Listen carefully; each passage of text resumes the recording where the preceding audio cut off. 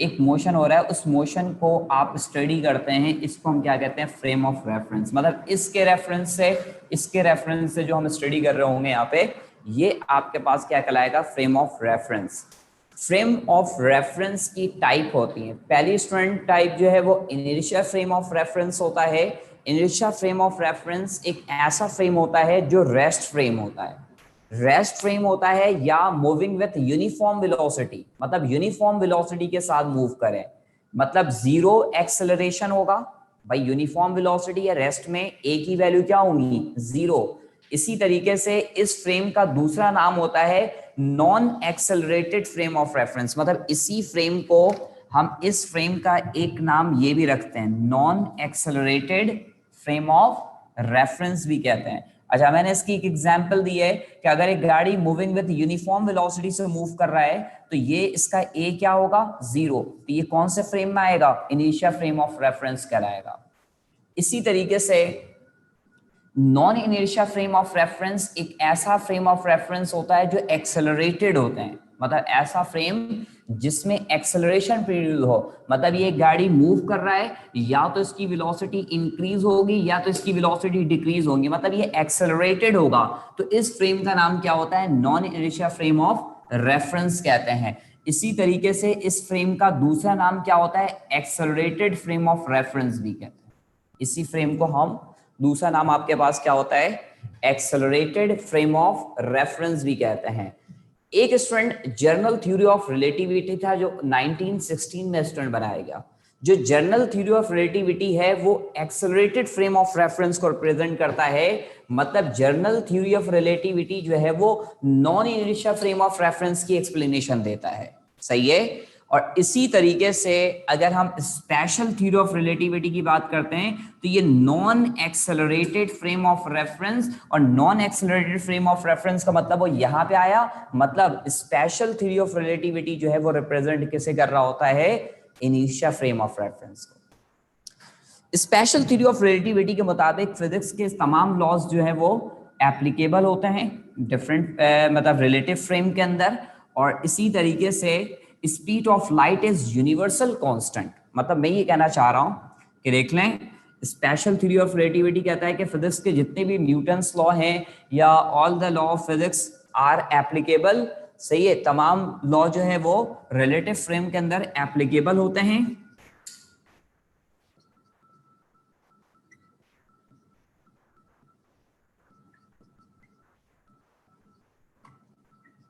सही है, are applicable,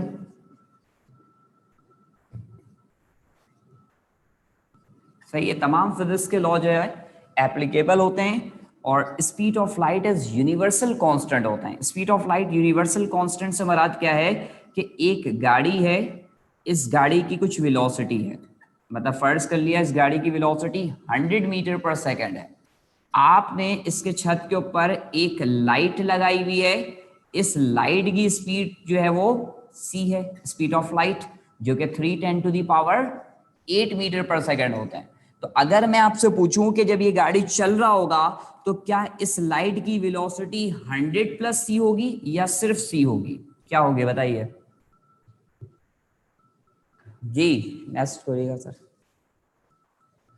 मैंने स्टूडेंट ये कहा कि speed of light is universal constant है जी, क्या होंगे 100+c होंगे या सिर्फ c होंगे, ओनली सी होगा। स्टूडेंट जिन बच्चों ने ये बात बताई है कि ओनली सी होगा तो स्पीड ऑफ लाइट सिर्फ ये होगा, ऐसा नहीं होगा, स्पीड ऑफ लाइट नहीं चेंज होता। जैसे मैं एक गाड़ी के ऊपर एक बल्ब पकड़ के बैठ जाऊं और वो गाड़ी चल रहा है और मैं लाइट को पकड़ा हुआ हूं, तो ये ऐसा नहीं कि लाइट की स्पीड जो है वो गाड़ी की स्पीड के साथ बढ़ रही है। Speed of light is universal constant, speed of light जो है वो यूनिवर्सल कांस्टेंट है, सही है, इसकी वैल्यू चेंज नहीं होगी, गाड़ी की जो भी स्पीड है, सही, उसके मुकाबले में इसमें कोई एडिशन करने की जरूरत नहीं है। स्पीड ऑफ लाइट जो है वो 3×10⁸ हम लेते हैं। तो speed of light is universal constant, इसको एक दफा नोट कीजिएगा, मैं फिर से एक दफा एक्सप्लेन करूंगा, शुरू से मैं फिर से बताऊंगा, एक दफा नोट कर लें आप सिर्फ।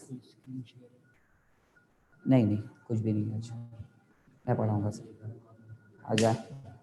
सही बच्चों, इसको एक दफा नोट आप लिख लो, फिर उसके बाद मैं शुरू से फिर से एक दफा एक्सप्लेन कर देता हूं, आप लिख लें, 1 मिनट का टाइम दे रहा हूं, आप लिख लें, उसके बाद फिर मैं दोबारा से बताऊंगा। जल्दी बच्चों।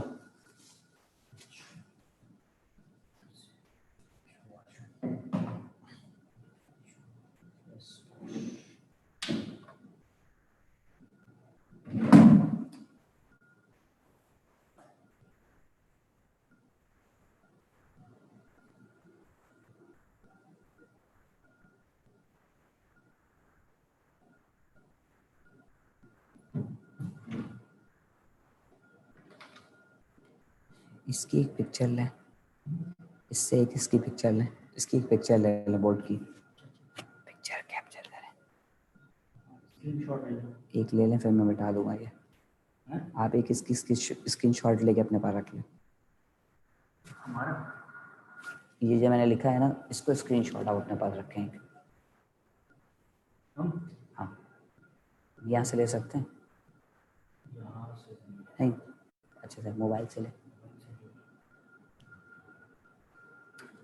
जल्दी बच्चों, इसको जल्दी कर लें, फिर उसके बाद मैं इसको रिपीट करता हूँ।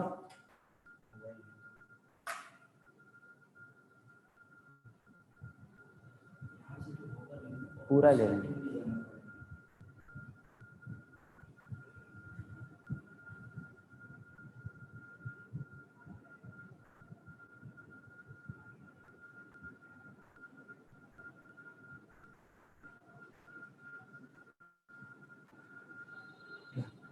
इवनिंग में भी पढ़ाना है, इवनिंग में स्क्रीन शेयर कर देंगे।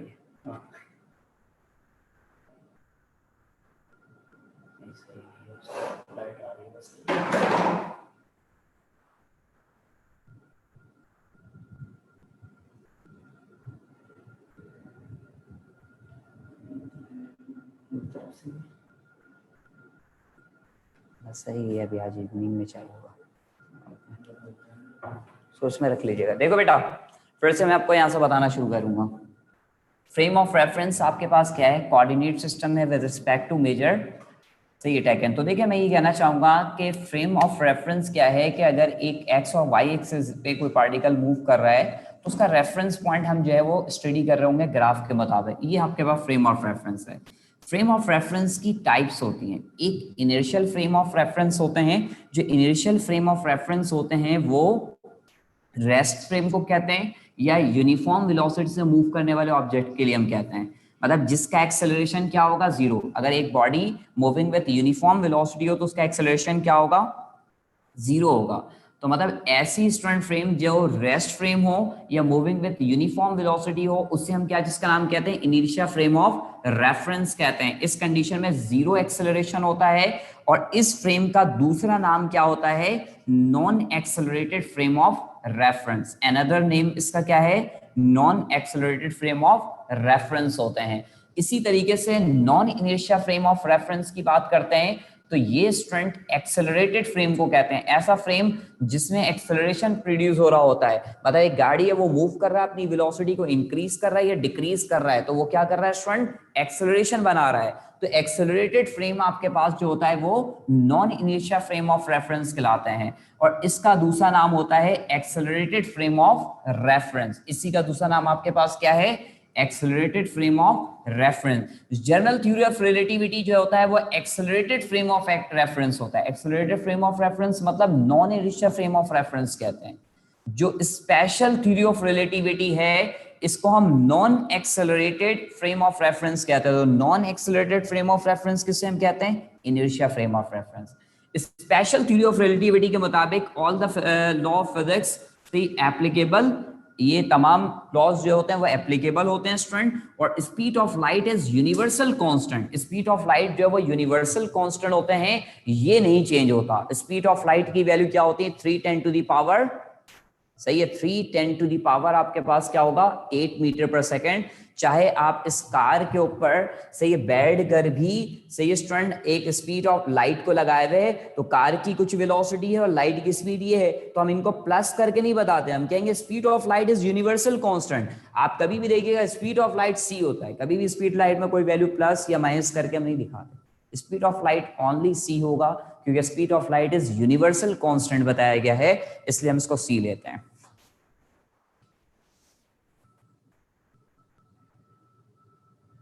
बेटा फ्रेम ऑफ रेफरेंस क्या है? एक कोऑर्डिनेट सिस्टम है with respect which measure are taken, मतलब मैं ये कहना चाह रहा हूं एक फ्रेम में एक ऑब्जेक्ट मूव कर रहा है तो उसका यहां से भी कुछ मेजरमेंट बन रहा है, यहां से भी कुछ बन रहा है, मतलब किसी फ्रेम के जरिए उसको रेफरेंस देना कि मैं यहाँ पे खड़ा हूं तो मैं इस दीवार से इतने डिस्टेंस में, इस दीवार से इतने डिस्टेंस में, मतलब किसी एक्सेस से इसको जो रेफरेंस दे रहे हैं उस चीज को हम फ्रेम ऑफ रेफरेंस का नाम दे रहे हैं। हो गया स्टूडेंट? ये आगे स्टूडेंट इसके बाद देखेंगे।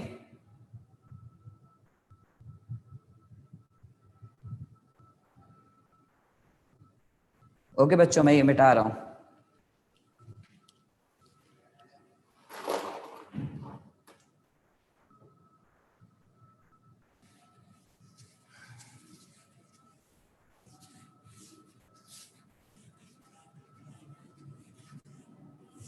अब हम बात करेंगे मास वेरिएशन की।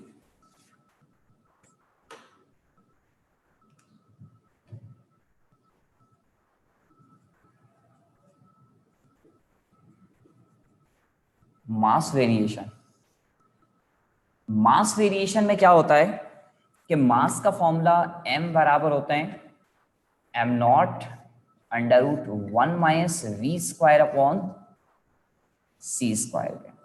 ये मास वेरिएशन का फॉर्मूला बनाया गया। m is moving mass, m यहाँ पे मूविंग मास है,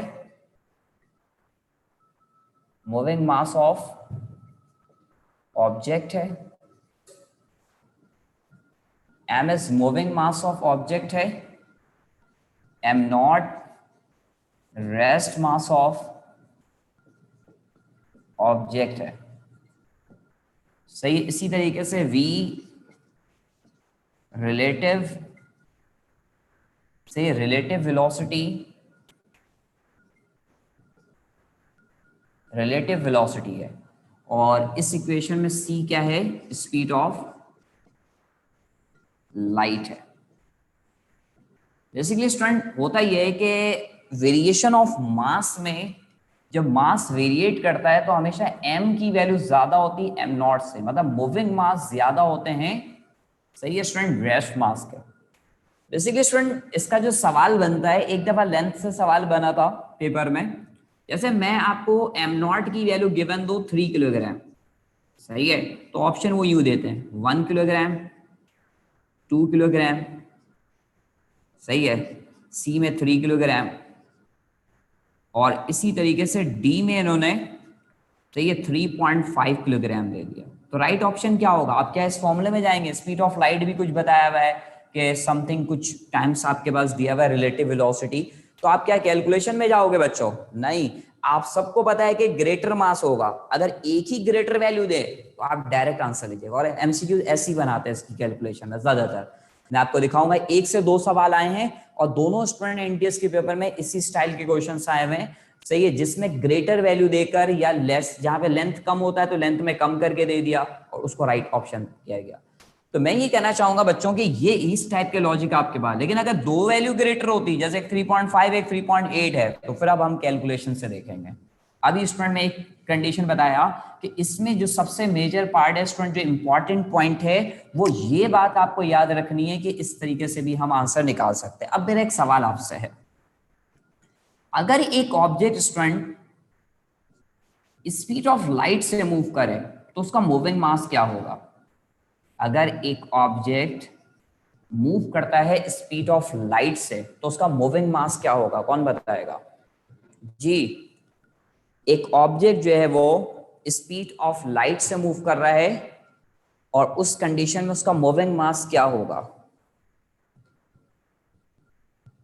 जी बच्चों, ये देखें, आप इससे निकाल सकते हैं, ये फॉर्मूला है, ये ऊपर M not under root 1 minus V square की जगह पे क्या रखोगे? वी की जगह पे सी रखोगे, तो सी स्क्वायर और नीचे भी सी स्क्वायर कैंसिल हो गए, तो भाई आपके पास क्या बचा इसके बाद? M not under root 1 minus 1, M not, सही है, 0। भाई रूट में 0 या 1 माइनस 1 0, उसका रूट भी निकालो 0। किसी रियल नंबर को 0 से डिवाइड करो तो क्या आता है? इन्फिनिटी।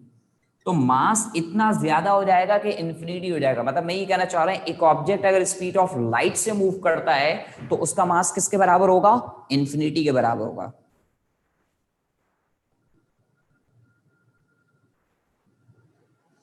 बेटा मैंने इस पॉइंट में स्पीड ऑफ लाइट जो मेरा बच्चा पूछ रहे हो ना, ये देखो मैं क्या कहना चाह रहा हूं, speed of light is universal constant. मैं ये कह रहा हूं एक कार है, उसके ऊपर आप एक बल्ब को लेके मूव कर रहे हो, ये बल्ब से लाइट जो निकल रही है, लाइट की स्पीड ये होगी और आपकी गाड़ी की स्पीड ये है। तो इन दोनों को प्लस करके नहीं बताते हैं, स्पीड ऑफ लाइट इतना ही होगा, गाड़ी की स्पीड प्लस होकर नहीं होता। Speed of light is universal constant. ये बात स्पेशल थ्योरी ऑफ रिलेटिविटी में अल्बर्ट आइंस्टाइन ने बताया था। सही है। अच्छा यहां देखें तो मास इंफिनिटी हो जाएगा। अब मैं आपसे एक सवाल और पूछता हूं कि अगर कभी मैं ऐसा करूं स्टूडेंट,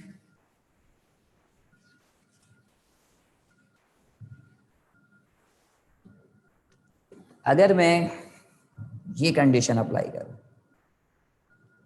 कि स्पीड स्टूडेंट 1/2 है स्पीड ऑफ लाइट से, अब बताओ मास कितना होगा, मूविंग मास। Second question. जी बेटा अब बताओ क्या वैल्यू आएंगी, जल्दी देखें आप लोग बताएं। मैं स्पीड को हाफ कर दिया स्पीड ऑफ लाइट से, मास क्या होगा? स्पीड को हाफ कर दिया स्पीड ऑफ लाइट से, मास बताइएगा।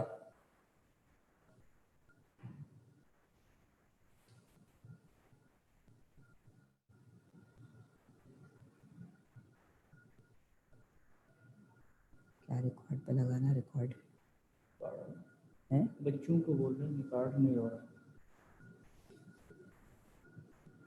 मतलब रिकॉर्डिंग तो उस तरफ नहीं है ना, रिकॉर्डिंग तो हो रही है इस तरफ, हमें उनकी तरफ ना हो। रिकॉर्डिंग तो लगा, किसने आपने किया था?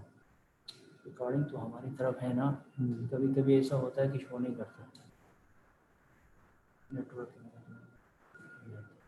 देखो बेटा ये इस कंडीशन में अगर आप यहां से निकालोगे तो m का फॉर्मूला है m0 √1 माइनस ऊपर v स्क्वायर है, तो v स्क्वायर की जगह क्या रखोगे? 1/2 c का स्क्वायर और नीचे c स्क्वायर है।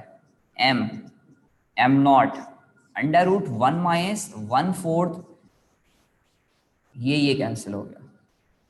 m बराबर है m0 √1 माइनस 1/4, 4 को रैशनलाइज करें, एलसीएम लें, ऐसा हो जाएगा ये, ऊपर √3 और नीचे 4, तो ये m0 क्या होगा? √3/2, तो इसको यू लिखेंगे 2 √3 m0, इतना मास हो जाएगा। तो मास की वैल्यू ये होगी स्टूडेंट, जब हाफ वेलोसिटी से मूव करेगा तो उस कंडीशन में मास की वैल्यू ये होगी स्टूडेंट। आगे स्टूडेंट लेंथ के हवाले से बात करते हैं। लेंथ स्टूडेंट कम हो जाता है, अगर एक ऑब्जेक्ट मूविंग कंडीशन में होता है तो उसका लेंथ जो है वो कॉन्ट्रैक्ट कर जाता है, लेंथ डिक्रीज होते हैं, मास इंक्रीज होता है, लेंथ डिक्रीज होता है। सेकंड अगर हम लेंथ की बात करें,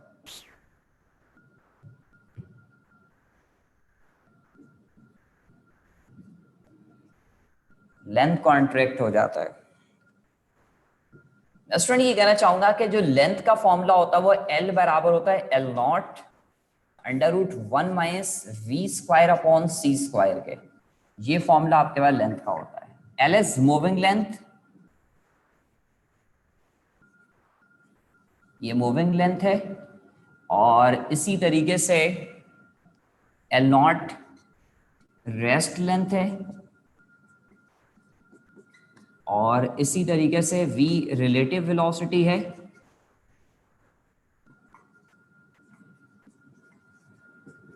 सही है, और c स्पीड ऑफ लाइट है, c जो है वो स्पीड ऑफ लाइट है। अब मेरा सवाल स्टूडेंट यहां पे भी स्टूडेंट्स मैं आपको ये बात बताना चाहूंगा कि लेंथ यहां पे क्या होगा? कम होगा L0 से। सही है, इससे एक सवाल बना था एनटीएस के पेपर में। सही है, लेंथ की वैल्यू यहाँ पे क्या होती है? डिक्रीज हो जाती है स्टूडेंट। ये कंडीशन आपके पास होता है, लेंथ की वैल्यू आपके पास क्या होगा? मतलब L जो है वो L0 से कम होगा। अब मैं स्टूडेंट एक सवाल आपसे यहाँ भी पूछूंगा कि भाई अगर एक ऑब्जेक्ट स्पीड ऑफ लाइट से मूव कर रहा है और उस कंडीशन में उसकी लेंथ कितनी होगी? स्पीड ऑफ लाइट से मूव कर रहा है, उसकी लेंथ बताइएगा जल्दी। अगर कोई ऑब्जेक्ट स्पीड ऑफ लाइट से मूव करे,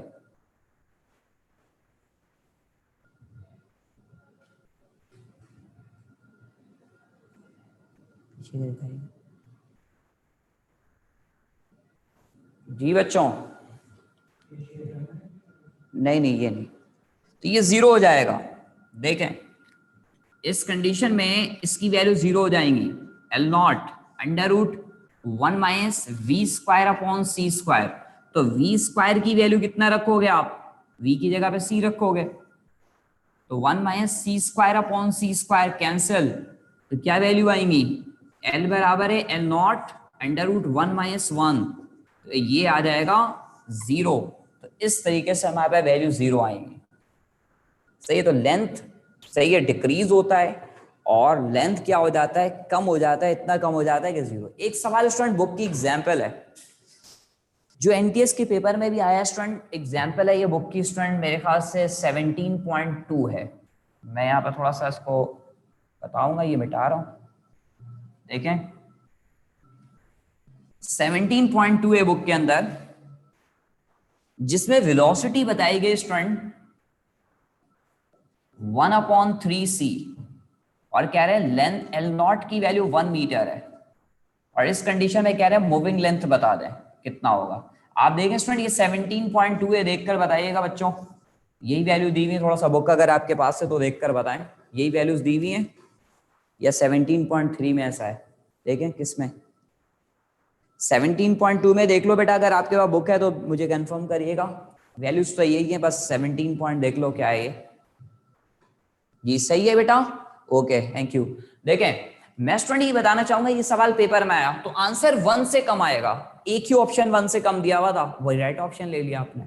लेकिन अगर कभी आपके पास एक से ज्यादा वैल्यू कम वाले दिए हुए हो तो आप कैलकुलेशन में आएंगे। तो ये कैलकुलेशन कैसे होगा देखिएगा, एल बराबर है L not under root 1 minus V square upon C square, इसकी वैल्यू 1 रख लिया 1, और ये 1 इसकी जगह पे 1/3 पे स्क्वायर।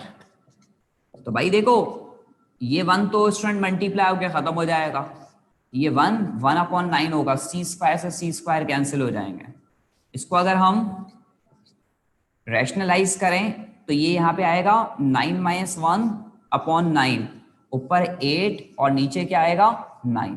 तो आप स्टूडेंट एक चीज देखो कि ये ऊपर जो है वो 2/√2 हो जाएगा और नीचे 3 होगा। भाई अगर आप 8 को रूट से निकालो तो 8 का मतलब होता है कि 2 को 3 दफा मिले, 2 पेयर बन गया, वो बाहर आ गया, और एक जो है अंदर रहेगा। या 8 का रूट निकालने का मैंने तरीका कार बताया था, तो 8 का रूट कितना आएगा स्टूडेंट 2.8 आता है। सही है, आपके पास एक तो स्टूडेंट ये अगर फ्रैक्शन में वैल्यू दी हुई होगी तो वो यू दिया हुआ होगा, सही है। और अगर आप इसका डेसिमल बनाना चाहें तो आप एक चीज देख लें कि ऊपर जो है इसका रूट 1.4 होता है और 1.4 को 2 से मल्टीप्लाई किया 2.8, या 8 का रूट आप देख लो 2.8 होता है डिवाइड बाय 3। तो भाई देखो ऊपर 3 से कम है, नीचे 3 है, तो भाई अगर ये 3 होता तो डिवाइड होके 1 आता, लेकिन ये 1 से थोड़ा कम आएगा, तकरीबन 9 मीटर आएगा, 0.9 मीटर इसका राइट आंसर है। या फिर आप यहाँ से पॉइंट डाल के नीचे 30 करें और 28 को डिवाइड करके देखें तो आंसर आपके पास 0.9 ही आ रहा होगा। तो ये स्टूडेंट इस तरीके से आ गया। टाइम डाइल्यूशन की बात करेंगे अब, सही है, बात करेंगे इनसे। अब हम टाइम के हवाले से बात करते हैं, टाइम की वेरिएशन।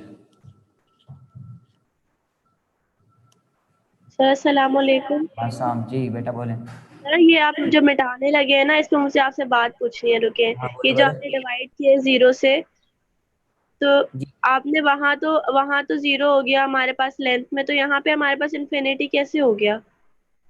बेटा इसमें ये वाली फैक्टर मल्टीप्लाई हो रहा है और उसमें ये वाला फैक्टर डिवाइड में, ये देखो इसमें डिवाइड में उसमें मल्टीप्लाई में।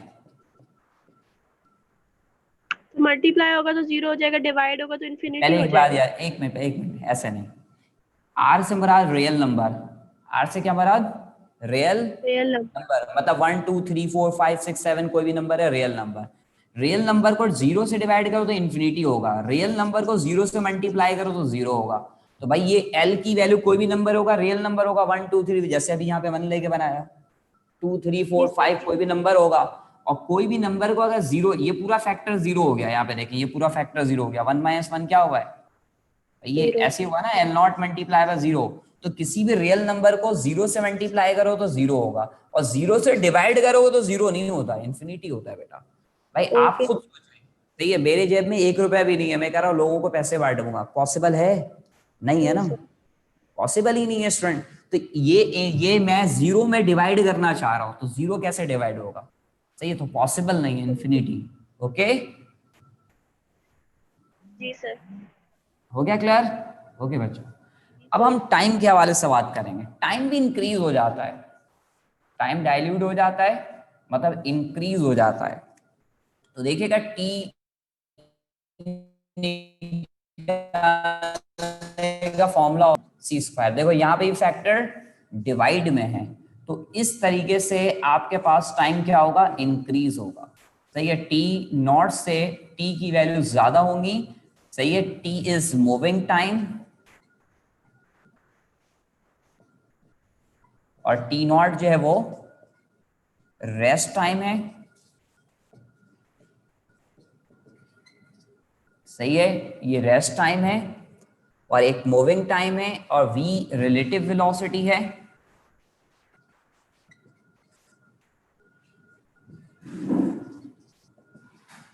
और c स्पीड ऑफ लाइट है। अब आप बताएं, इसमें भी मैं वही सवाल करूंगा स्टूडेंट कि अगर v और c बराबर हो जाएं तो टाइम कितना होगा, यहां पे बताइएगा। इस वाले केस में v और c अगर बराबर हो जाए तो टाइम कितना होगा? हाँ वेरी गुड, ये इन्फिनिटी होगा, डिवाइड में ये फैक्टर। तो देखें, मैं ये बताना चाहूंगा कि इस कंडीशन में आपके पास t बराबर है टी नॉट, सही है, और नीचे 1 माइनस सी स्क्वायर, ये सी स्क्वायर रख दे यहाँ पे, सी square upon C square cancel. तो यहां से स्टूडेंट फर्दर हमारे पास t बराबर हो गया टी नॉट अंडर रूट में 1 माइनस 1, तो ये आपके पास टी नॉट अंडर रूट 0 और टी नॉट अपॉन 0 इन्फिनिटी के बराबर। तो टाइम भी क्या होगा, इन्फिनिटी हो जाएगा। देखिएगा बच्चों,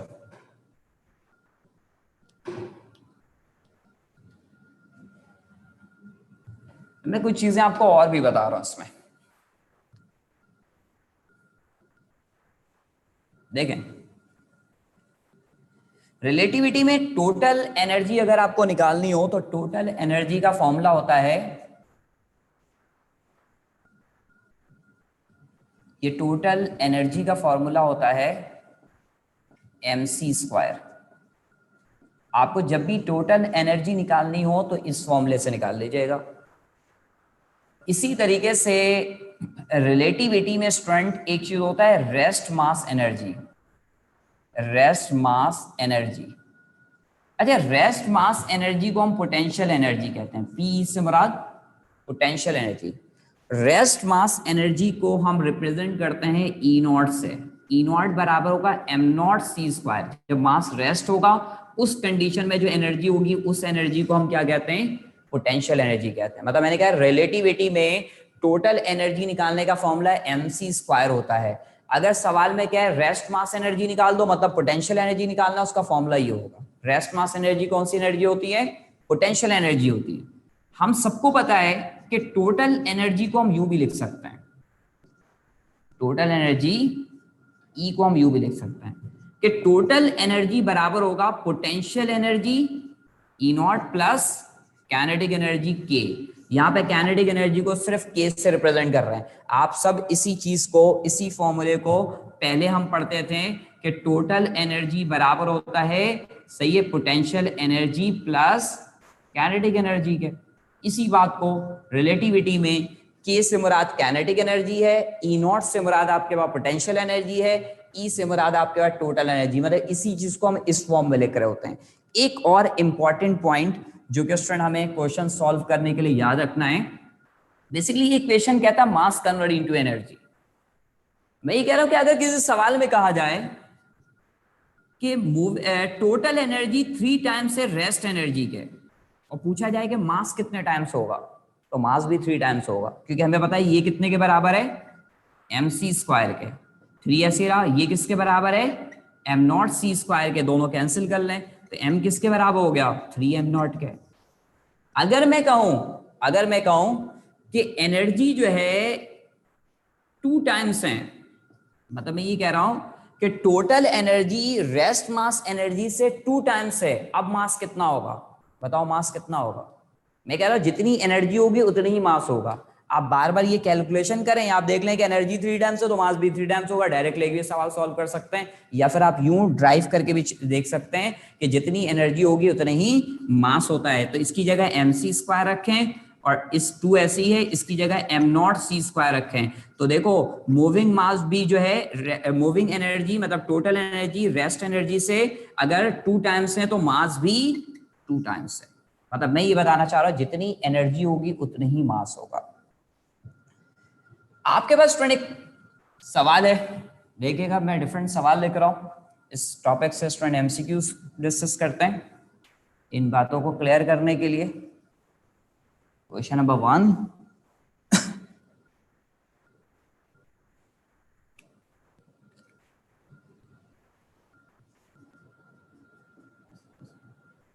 सही क्वेश्चन नंबर 1 देखिएगा।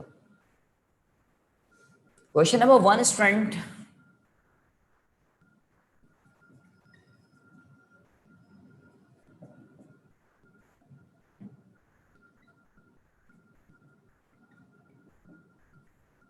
सही हमें वेलोसिटी निकालना है। What will be velocity of a particle.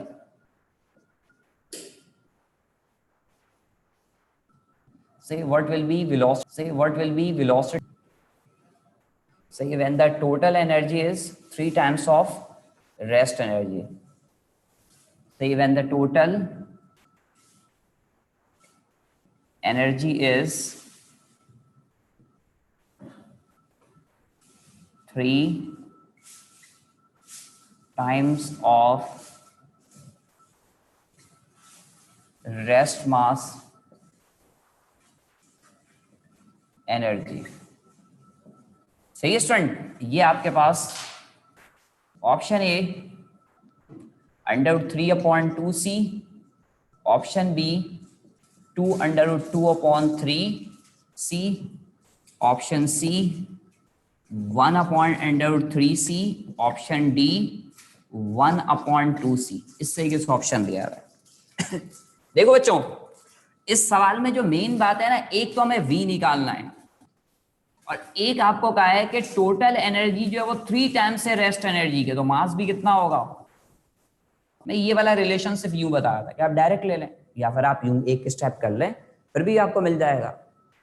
देखिए एक शॉर्टकट फॉर्मूला है और एक जो इंटरमीडिएट में आपने बनाया था वो भी तरीका करके बता दूंगा। शॉर्टकट फॉर्मूला ये होता है कि जब भी आपको रिलेटिव वेलोसिटी निकालनी हो, कौन सी वेलोसिटी निकालनी हो, रिलेटिव वेलोसिटी निकालनी हो, तो इसका एक शॉर्टकट फॉर्मूला है कि रिलेटिव वेलोसिटी बराबर होगा 1 माइनस √IM से मुराद इनवर्स मास स्क्वायर सी, सी रूट से बाहर है, IM से क्या मुराद है, इनवर्स मास। तो यहां पे मास कितना दिया हुआ है, 3 टाइम, तो इसका इनवर्स मास कर लें आप। इनवर्स करने का मतलब क्या है, 1/3 ले लेंगे, इस पे स्क्वायर कर लें आप, ये सी रूट से बाहर है। तो अगर आप इसको सॉल्व कीजिएगा तो क्या वैल्यू आएंगी देख लें। ये आपके पास 19 और सी रूट से बाहर है, ये अंडर रूट में क्या होगा 8/9c, तो ये कितना आ जाएगा 2√2/3c। तो मतलब हमें ये समझ में आ गया कि इसका राइट आंसर ये है।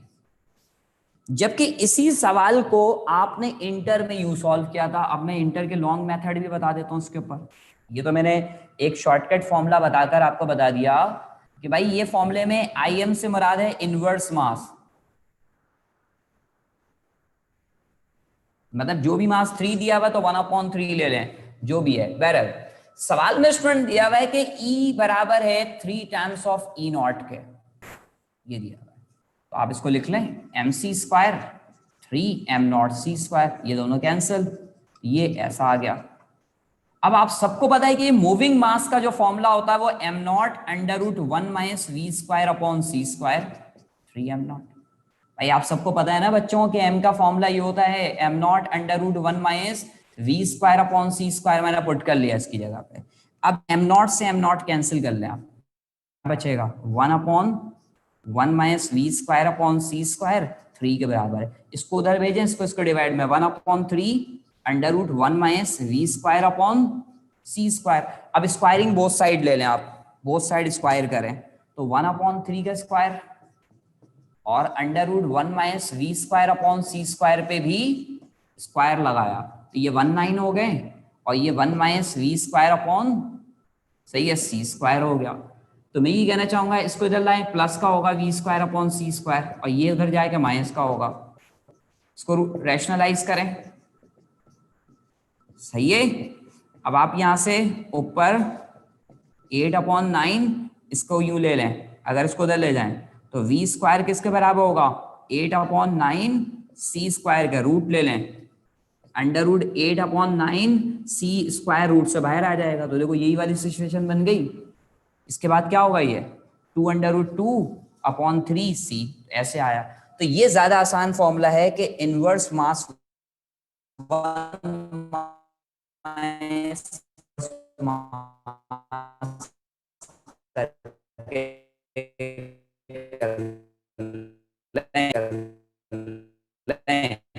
मैंने एक लॉन्ग सॉल्यूशन कर दिया है, जिसे शॉर्टकट फॉर्मूला नहीं समझ में आ रहा वो यूं भी कर सकते हैं। बोले बेटा इसमें कोई प्रॉब्लम है? अब बोलें। इनवर्स मास से मराद जो भी मास दिया उसका इनवर्स लेंगे, 1/3 है तो 1/3, सही है, 2 है तो 1/2, इस तरीके से हम इनवर्स मास का रिलेशन रखेंगे। एक सवाल और देखिएगा, आसाम जी बोले।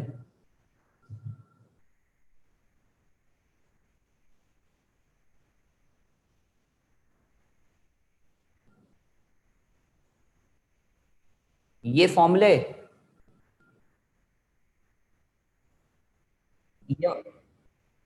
ये वाला देखो, ये हमने यहाँ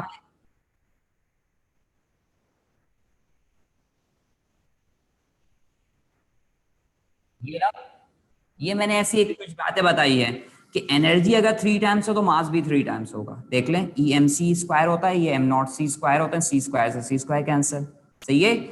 और अगर मैंने कहा एनर्जी, ये तो मैंने ऐसी एग्जांपल दी है कि एनर्जी अगर ट्वाइस है तो मास भी ट्वाइस होगा।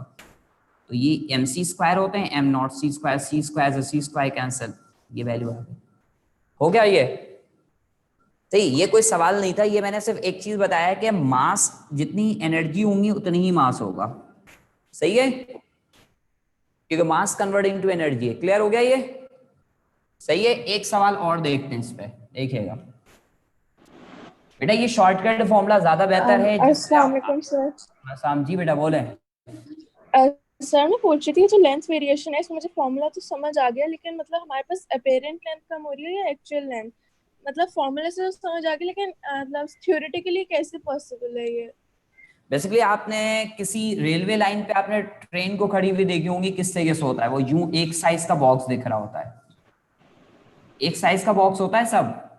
जी ट्रेन की जितनी बॉक्सेस होती हैं सब एक साइज के होते हैं। जी आप जी कभी मूविंग करते हुए देखिएगा वो यूं दिखता है ट्रेन, और बच्चों की किताब में भी देखिएगा ट्रेन यूं बना हुआ दिखता है, सही है। जी। तो इसकी विंडो यहाँ वाली विंडो अगर आपको यूं इस साइज का दिख रहा होगा तो यहाँ पे यूं दिख रहा होगा, छोटा हो गया, लेंथ तो कम हो गया। अपेरेंट लेंथ कम हो रही है ना, एक्चुअल लेंथ तो कम नहीं हो रही ना? एक्चुअल में तो है उसकी वैल्यू। बेसिकली स्टूडेंट रिलेटिविटी के अंदर आप अगर स्पीड ऑफ लाइट किसी को दे सकते हैं तो रियल में उसकी लेंथ कम होगी। मतलब अगर हम में से किसी की स्पीड ऑफ लाइट के बराबर हो जाए तो हम हजारों साल की जिंदगी गुजारेंगे, आप ऐसे क्लासरूम में बैठे हुए हो गए, सही है। ये तो रियल में है ना एप्लीकेशन में। जैसे मैं भी बोल रहा हूँ, आप साथ साथ मुझे सुन रही हैं।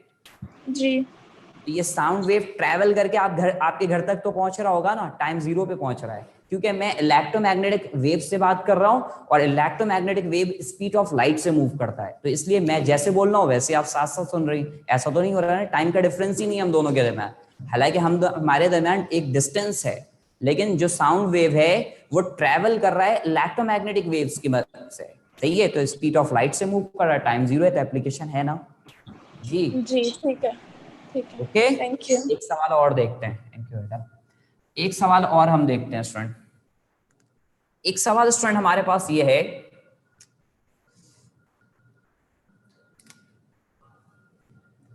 अगर हम वेलोसिटी कैलकुलेट कर रहे हैं, what will be velocity of a particle, say what will be velocity of a particle when the kinetic energy is equal to rest mass energy. अगर kinetic energy rest mass energy के equal हो तो उस condition में उसकी velocity क्या होगी? Option A √3/2c, B 2√2/3c, और सी में इसी तरीके से 1/√3, और डी के अंदर 1/2c. राइट आंसर बताइएगा. आप इससे बना सकते हैं बच्चों, जल्दी इससे बना सकते हैं.